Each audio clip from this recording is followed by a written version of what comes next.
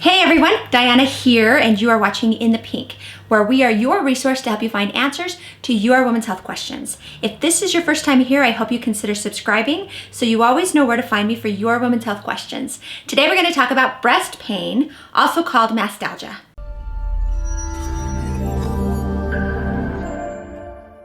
Welcome back everyone. Thanks for joining me today. My name is Diana and I'm a physician assistant.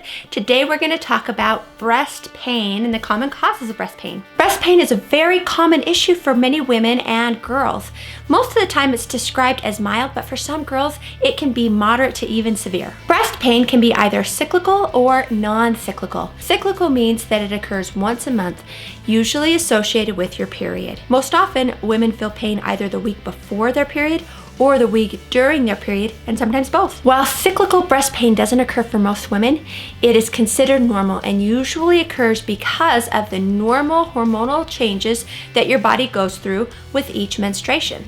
But it can also be caused in the hormones that are found in birth control pills and in postmenopausal hormones. Usually cyclical breast pain is in both breasts, and it's usually described as diffuse. What that means is that it's not just located in one spot. It's usually spread out throughout the entire breast, oftentimes in the upper outer quadrant of your breast. For most women and girls, cyclical breast pain is mild and bothersome at the most, but for some women and girls, breast pain can become so severe that it can be disruptive to your daily activities, to sleep, to exercise, to work, and even sex. Non-cyclical breast pain means that it does not come and go in association with your menstruation. It is usually one-sided and associated with one specific spot. Now, I'm going to go over some of the common causes of non-cyclical breast pain. However, if you are experiencing non-cyclical breast pain, I recommend that you have that evaluated by your medical provider. Some of the common causes of non-cyclical breast pain include, number one, very large breasts. When you have very large breasts, that pulls on the supportive ligaments within the breast called the Cooper's ligament. When that Cooper's ligament gets pulled on, that can cause some localized tenderness that doesn't come and go. Make sure you wear the right sized bra. Also be aware of underwire bras. Sometimes they can push on your chest wall and cause pain. Another common cause for breast pain is a breast infection, also called a mastitis. Mastitis most commonly happens in women who are breastfeeding, but not always. A breast infection most of the time is one-sided, and it's usually associated with fevers and chills and body aches. Other symptoms that you might have with a breast infection might be warmth and redness over the site of tenderness. If you are experiencing symptoms of a breast infection, I recommend that you get seen by your medical provider right away. A breast infection can only be treated with antibiotics. Occasionally, a breast infection can turn into an abscess, which might need to have a surgical incision and drainage. Another possible cause might be caffeine and smoking.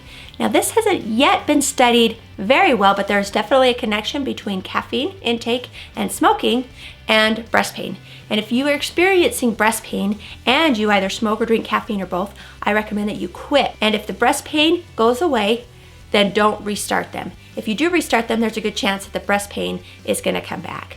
In the case of smoking, even if you stop smoking and the breast pain doesn't go away, I still recommend that you continue to stop smoking due to all of the other medical problems and risks that are associated with smoking. Another common cause for breast pain might actually not be breast pain at all, but rather chest wall pain. Many women mistake chest wall pain beneath their breasts to actually be breast pain. Now, chest wall pain is often caused by simple things like a strenuous upper body workout, maybe getting bumped accidentally on the chest wall, or sometimes we just fall. Even a strenuous sneeze or cough. All of that can create inflammation in the cartilage and the ligaments in between the ribs. And when you have inflammation there, that can cause a very localized and sometimes very painful chest wall pain. It may be difficult at times to tell the difference between chest wall pain underneath the breasts and breast pain itself. A physical exam done by your medical provider can help you distinguish if you're experiencing chest wall pain or true breast pain. Pregnancy is also a common cause of breast pain, and for some women, that might be your first sign that you could be pregnant. If you are pregnant, the hormones that are released during pregnancy cause your breasts to become a little bit bigger and to become tender. If you've missed a period, make sure to check a pregnancy test. The last one that I'm going to talk about is a little bit more serious. Inflammatory breast cancer can cause breast pain as well. However, almost always you're going to have other symptoms on the breast besides just breast pain. Most of the time you're going to have skin changes, redness, change in the size or shape of the breasts. It might become lopsided, the skin might become thick.